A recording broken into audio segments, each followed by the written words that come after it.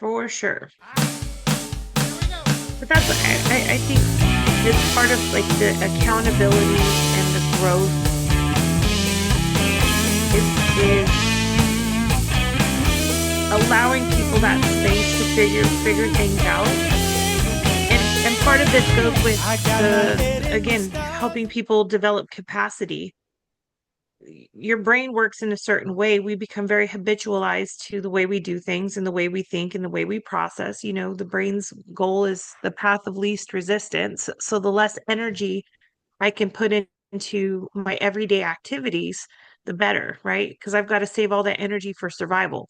So we are on autopilot, like, I don't know, 99% of the time, we're just doing things because that's the way we do things, not really thinking about it.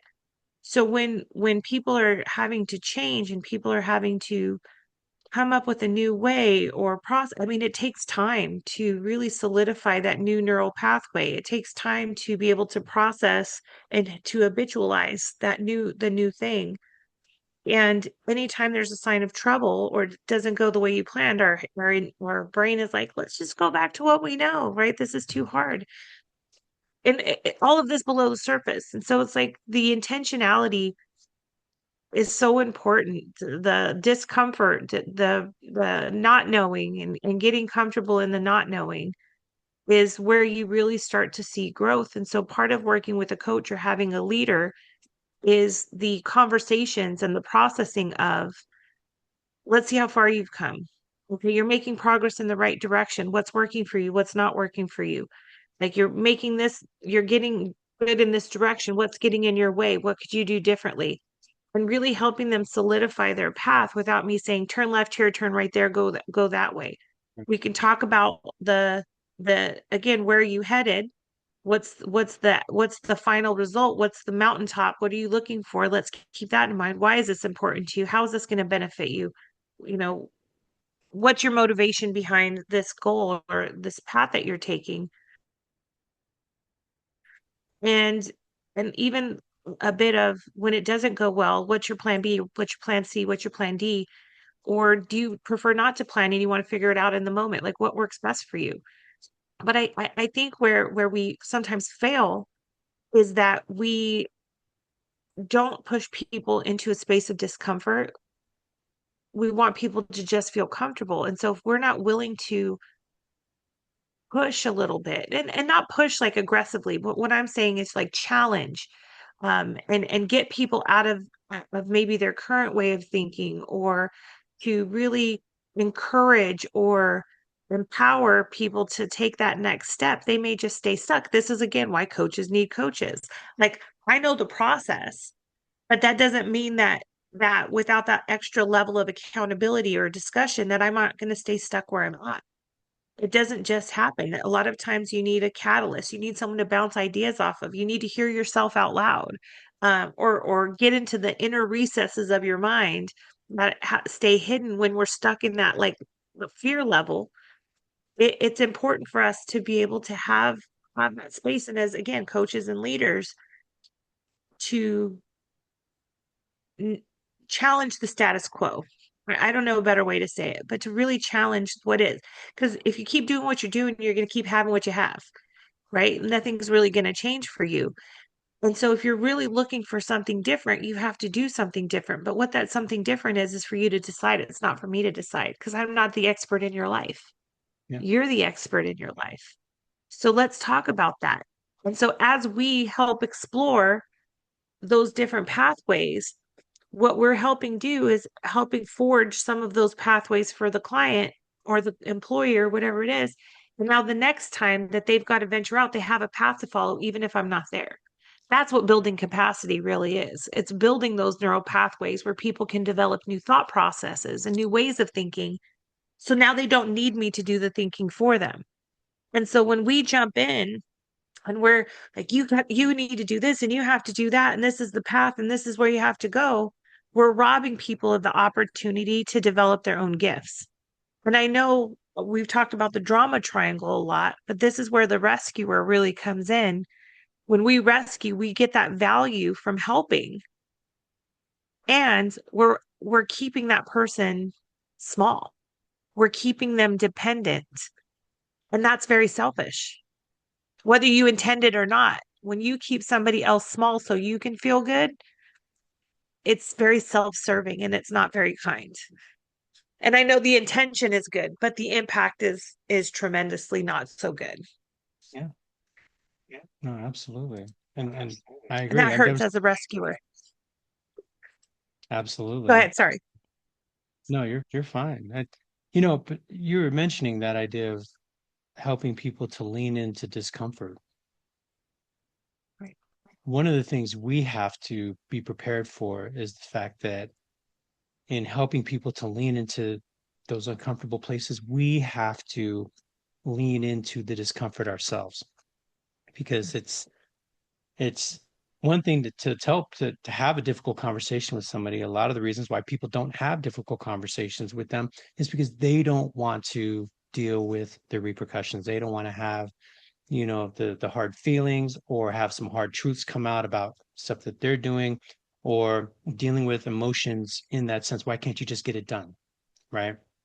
And so recognizing when people say they don't want to go there, well, why don't you want to go there? Well, it's difficult. Well, what makes it difficult? Oh, you wouldn't understand. Well, help Mhm. me to understand. Those are reflective questions that help you lean into that dark place that they're going so that you're going together, right? So that you're not just sitting there in judgment with them, because that's what they're afraid of. If I tell you some of the things that I'm having a hard time with, you're going to think of me as incapable or, if it's immoral or whatever else it is, right? But we have to be there for them in a way that's empathetic, which builds capacity, right? I recognize this is difficult for you to talk about.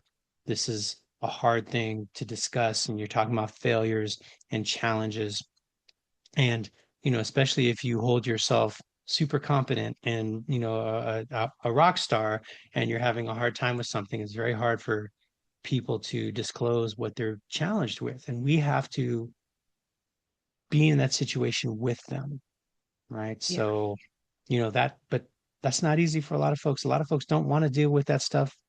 They don't want to hear it. Like you said, I don't want to hear about other people's problems. Well, if you're a leader and you're trying to address a problem that's affecting the performance of your staff, guess what? That staff member who's having that issue, it's probably affecting the rest of your staff and the performance of your team. A good leader recognizes, and if I get to know people and know my team and know the challenges that they're facing and the things that they're doing, that's actually going to help the overall performance of my team. A rising tide lifts all boats, right? So if I have Mhm. one problem child, as opposed to problem child, right? One problem child as opposed to everyone else on my team gets it. How do we elevate that person so that they can feel like they're part of the team, like they're part, even if they're learning, right? And how do we help the rest of our team get involved in helping them, right? And even if that's a difficult thing to do, how can we help that person to feel like they're still in the right place, even if they're not picking things up as quick as other people? We have to be Mhm. comfortable in that discomfort as much as in their discomfort as much as they have to be comfortable with us. Yeah, absolutely. And it requires, a level of vulnerability, and that's both on all ends, this vulnerability. And I've been really digging Brene Brown. I've been digging her for a long time, but I'm reading her new book right now, and I swear to you, she writes these books just for me. I think she's like, what would Tiffany Salcedo want to read? And then she writes it just for me. So thank you, Brene, for that. Um, but this idea of vulnerability has really kind of been on my mind because I think it's so interconnected to um, everything that we do in our world. You know, if we talk about it from a case management standpoint, that client has to be vulnerable to come in and get help, and they have to be vulnerable in the process to disclose lots of things that are probably nobody else's business, but we need to know them to be able to help them. And so we're asking for a certain level of vulnerability from our clients, but then how are we reciprocating that vulnerability? because I notice many case managers are unwilling to be vulnerable because what if they're wrong? What if they get in trouble? What if they, you know, and I love, like, again, I like the coach approach for so many things, but when people are like, if I do that, I'll get in trouble. Well, what does get in trouble mean? Yeah. Well, then my supervisor's going to probably talk to me. I said, so you're afraid of a conversation? Is that the big thing that's keeping you from progress? Is that someone might have a conversation with you? What does that really mean? Like, we got to explore that vulnerability because I have to be willing to take risks. I have to be willing to challenge the status quo as a case manager. I don't want to break rules and regulations. That's not what I'm saying here, my friends. We always got to stay within the confines of what we're allowed to do. But can we approach it in a way that gives us better outcomes if I'm willing to be vulnerable and maybe get it wrong a few times before I get it right? This is where, I just did coaching for welfare to work a couple weeks ago. That's why I was in San Francisco. And that's like part of it. Like, we haven't been doing this for years. Exactly. And how's that working for us? Right? How is it working for us to not empower people to make decisions? If we can empower people to make decisions, the less and less they're going to need our services. And so it's how do we be vulnerable? Maybe I'm not super comfortable with coaching, but can I try? Maybe I will get it wrong a few times, but are you willing to be vulnerable enough to develop that skill set, even if you don't get it perfect every single time? And so leaders are the same thing. You might have gotten it wrong. Maybe I gave some harsh feedback because I didn't have all of the information. Am I vulnerable enough to come to you and say, you know what, Carl, I know I was a bit hard on you yesterday and I was really blameful in the way that I approached that feedback, but now I have some more information and I didn't see that other side. And so I want to acknowledge that and apologize to you. I'm going to do better and be a better listener next time and ask a few more questions before I make a judgment. Even Eric yesterday, my baby Eric, our one of our guests, my baby Eric, um, I had some judgment for him and something he's experiencing right now. And so I acknowledge, like, Eric, I been a bit judgmental about this, but can you see why I kind of am pushing you because of this, this, and this? And he's like, yeah, but here's this other part of it I haven't shared with you yet. And I'm like, Eric, that would have been great information. Like, that changes my whole perception. But I also have to acknowledge I didn't ask enough questions. You gave me a part of the story and I made a judgment about it. Now I have this new information and now I'm absolutely more empathetic for you. And I'm sorry that I didn't ask more questions because that's a Mhm. crappy thing that you experienced. And so it's like, even as us that do this professionally, we still get it wrong, but are we vulnerable enough to say, I got it wrong and I'm sorry? And I think that's the magic bullet for almost all of the things that we experience at work. I think we're all just trying so hard to be on top and to be right and to have it the right way. And, we have all this experience and I'm so wise and so knowledgeable. Like, can we at least acknowledge we don't have all of the answers and sometimes we get it wrong? And can we grow? Because if I'm asking other people to grow and develop, like, how about me first? How about I model that growth and behavior? And I'm vulnerable enough to know I don't have all the answers. One of the most powerful, I may have. one of the most powerful statements you can make as a leader is, I don't know. Yeah. And then, And I'm but sorry. then, And I'm sorry. yeah, yeah, I'm sorry, or I don't know, I didn't know. But then also a very powerful statement you can have as a leader is, you know, I don't know, but let me find out, right? And so these are things that a lot of folks have a hard time saying and expressing, because as we talked about in government service, the further you go up, the more you're supposed to just automatically know stuff.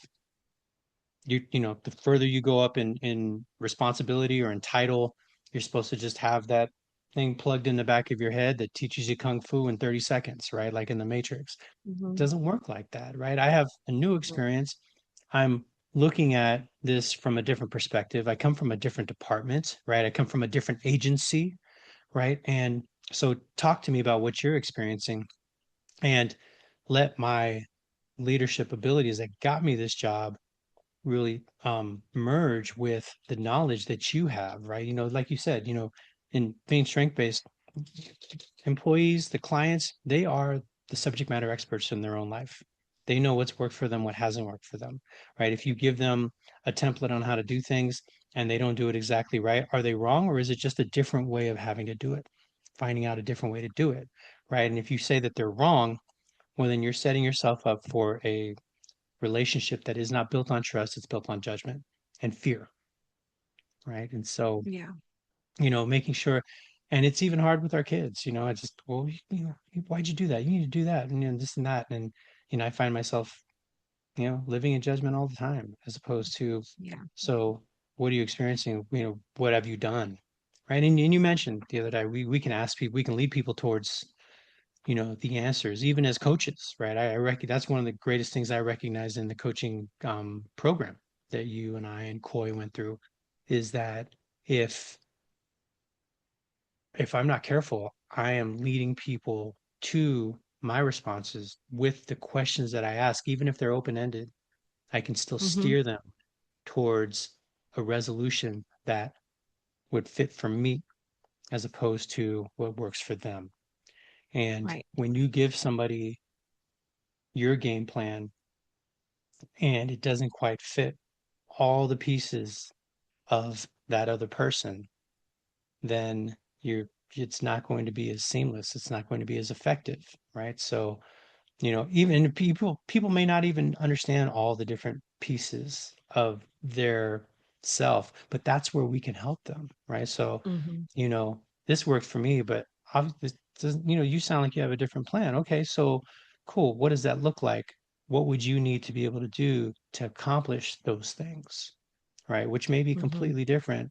Like I said, we have auditory learners, and and visual learners, kinesthetic learners, right? We have different ways of teaching, of experiencing things, right? That are very often individual to that learner, and whether they're a disc letter or a Myers-Briggs, combination, we're all fingerprints, right?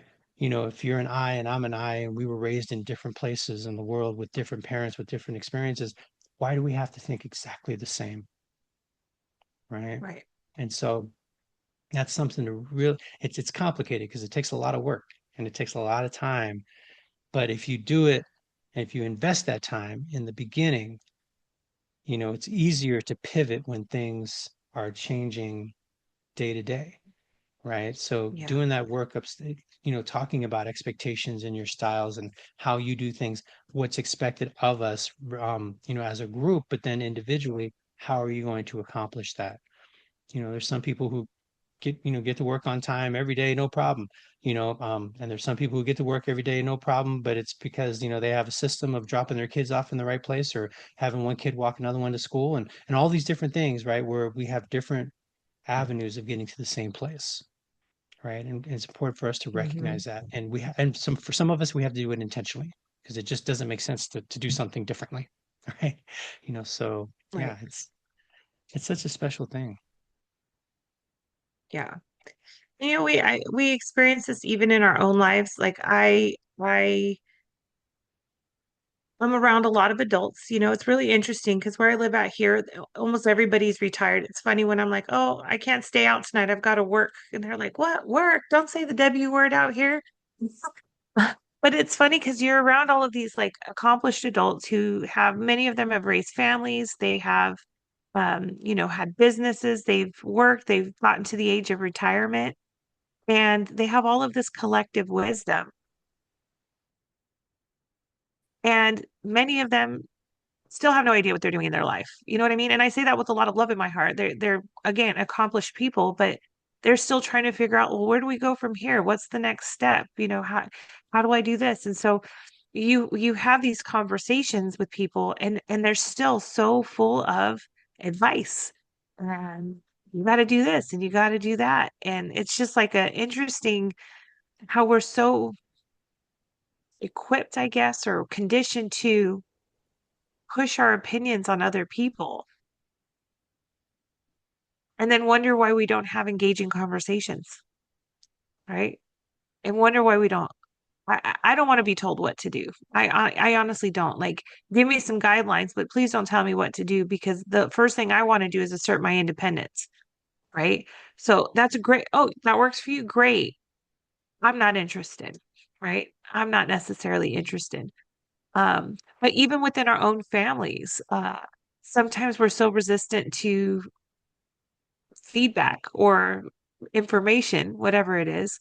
Um, like for example, and this is a word you asked me a question earlier and I didn't want to say it, but I'm going to use the word mansplaining. And I don't want to use that in a derogatory way, but I will say my loving spouse, if I ask him a simple question, I almost always get a complicated answer. And it's not because he's a man. I want to just clarify so I don't get in trouble. It's not because he's a man, because I say, you always mansplain to me. And I've learned that that's not the right word.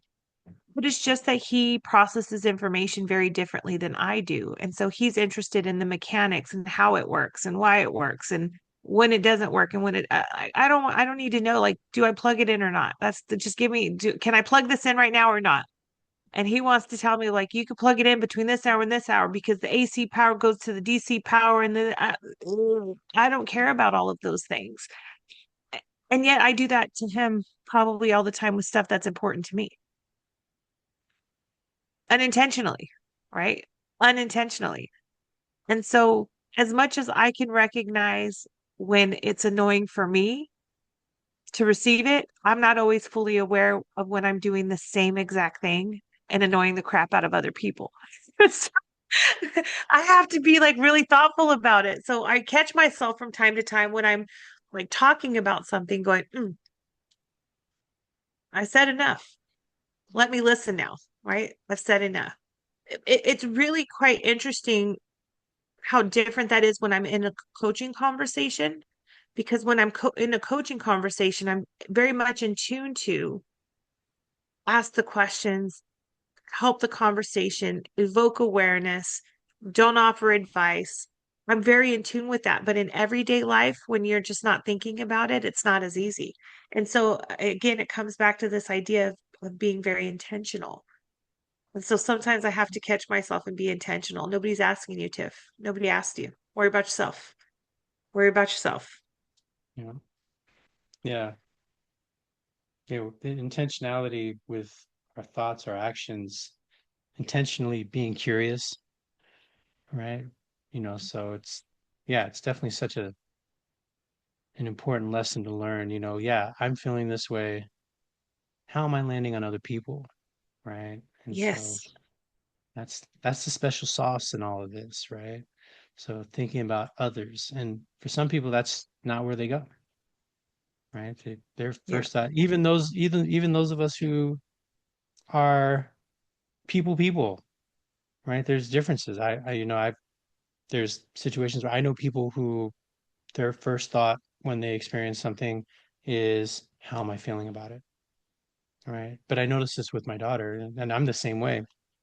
When something happens, my first thought is, how are they experiencing me? Right. So Hmm. it's focused on the other person as opposed to other people who are very empathetic and very emotionally based. Their first thought is, how am I feeling?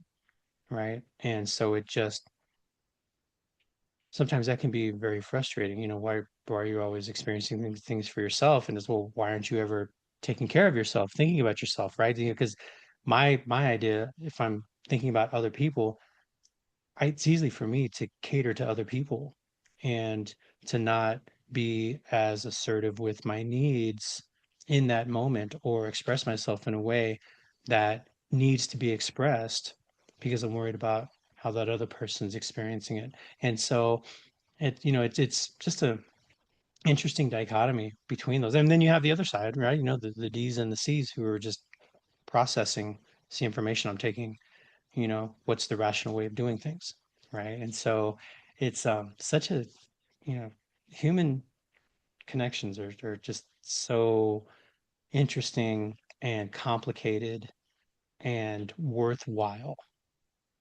Hmm. absolutely worthwhile. It's worth your time. Yep. So Yep. Yep. Yep. And Okay. I yeah. No, go ahead. Oh, I just say it comes back to what Coy said on our last episode. Like, be interested. What is gonna inspire you? And the more interested we are in another person, the more we can be inspired by them, right? The more we can be in that spirit of awe. Because I obviously know, well, no, I don't obviously know how I think, because sometimes we don't think about our thinking, we just think. So we don't always have that skill of metacognition where we think about what we're thinking about. Um, and so I think where you can really listen to other people, you can be amazed with how they solve problems. You can be amazed by the solutions that they find in their sometimes very limited opportunity, right? We're working with people who, again, most of the work that we do, Carl's, with people who are a bit at a disadvantage. And this is not just talking about the clients receiving our services. I'm talking about government employees. We don't Mhm. have unlimited resources. We're often being asked to do more work than we have time. And so it's like when you don't think of it from a deficit of, oh my gosh, we don't have enough, to one of being strength based. Like, how do we do what we can with what we have? Given our circumstances and our skill sets, like, people do amazing things with very, very little, right? Very, very little. Do you watch that show Chopped on Food Network? Yeah, yeah, I've seen a few Or do you know episodes. about it? Yeah, I know about it. Okay. Yeah. So I would love to see, like, struggle meal Chopped. I would love to see, well, obviously, if you watch Chopped, you know that they um get four ingredients and then they have to make like an appetizer or an entree or a dessert with these four ingredients, but they also have a full kitchen of all of these other ingredients that they can incorporate and this, that, and the other. I would love to see, like, struggle meal Chopped where you only get four ingredients and you have to just use those four ingredients to make something freaking amazing. That would be, I would sign up for that immediately. But the Mama reason I made bring that up, flavorful every Thanksgiving, right? Yeah. yeah, and the reason I think that that would be so interesting is because that's the reality of so many people's lives. I don't necessarily have a pantry full of options to make this shitty basket any better. I can't hide this hand of Buddha that I got in something else because I don't have anything else. Like, how do we make it work with what we have when we don't have that big pile of options? And that's where I think the most awe-inspiring things come from, is someone takes a life ingredient that's not so savory, and they make it into something awesome. That's awe-inspiring. And this is where, as a coach, as a leader, as a parent, when you can give people space to say, here's the circumstances, how are you going to make this work? You see amazing things come from that. And then when you see those amazing things and you give that feedback of, I can't believe you were able to do this with that, that's fantastic. It just gives people that motivation and that external validation that they're figuring things out, and it moves them into that next set of their life. And so sometimes the real value doesn't come from doing it for people, it's cheering them on and giving that momentum that, yes, you are enough. You're good enough, you're smart enough, you're resilient enough, you're resourceful enough to do this on your own. And I have faith in you. That's the real mad. I think that's the secret sauce, to Yeah. be honest. You got to And start when with they people maybe like don't, you. yeah, yeah. And when they don't necessarily get it right, to still be able to acknowledge you're still moving in the right direction. And if you're not moving in the right direction, where are you headed? Because you said you wanted to get here and you're veering off. Is that still important to you, or have you changed your mind? Because guess what? Sometimes they change their mind, and that's okay too. We have to allow for mistakes. You have to allow for Yeah. mistakes. People don't get any better at something if they're not free to make a mistake to learn. Otherwise, people are just going to do just enough to get done without ever learning to refine Right, something because right. they're walking around they're with a deficit mindset, right? Yep, Of I'm doing just enough so that I don't get in trouble, which is right. one of the worst mindsets you can have at work. I'm doing just enough to not get in trouble. Okay, so what else could I have done that could make a difference, right? So I totally hear you. I totally hear you. You got to make those mistakes, y'all. You got to allow people to make mistakes as much as it might be frustrating, but we can train people. We can help them develop that capacity to be able to not just refine those mistakes that they made, but to make sure that they are learning things that keep them from making some of the other mistakes they will make because they haven't learned and grown. Growed. I said growed. Yes, I did. Right. So Tiff, Well, yeah. yeah, Oh, go ahead. I was just going to ask if you had any hot tips or Well, I do. I do. yeah, I actually had a hot tip. It was ready. It was percolating already. get it. So on that idea of growth and people making mistakes, one of my favorite questions to ask when people are really kind of hung up on this didn't go well for me. I love the question, well, what did you learn from that? What did you learn from that? Right? Because mistakes are going to happen, failure is going to happen. But what can you take away from that experience that's going to be helpful? I love asking that question. I also will say some other hot tips that I have is you can listen to somebody else's problem without making it yours. And again, this just means that I can be empathetic, I can be compassionate, I can be interested, I can help you with your problem without giving you a solution. And part of that is that mindset shift that other people can figure their whole life out without you. You can be helpful without doing it for people. Instead, cheer them on, give them that reinforcement, that feedback. And if they are maybe what from your perspective moving in the wrong direction, just give them some information, hold a mirror up and say, I know you said you wanted to do this, but you're doing this. What does that mean to you? Right? Or I'm noticing this. What does that mean to you? And give them an opportunity to think about it because they may not even notice that they're on the wrong path. They may think I'm going in the right direction, but I didn't really put those two together. We from the outside have the benefit of peripheral vision. We have a different vantage point and we're not so close to it. So we can maybe see other things that the person doing it doesn't. That's where we add value. This is what I'm seeing. What do you see? What do you think about that? But my biggest hot tip is what I've repeated all over and over again today, and that is worry about yourself. Worry about yourself. You can be in a supportive position, and you can help people grow. But at the end of the day, what people do and what they don't do is none of your business. And you need to worry about yourself. So if you're feeling frustrated in a situation, maybe you're a leader and someone's not growing as fast as you want them to, or they're not changing their behavior like you want them to, instead of just worrying about what they're doing, you have to go where you have control. And that's what do I need to do differently in this dynamic?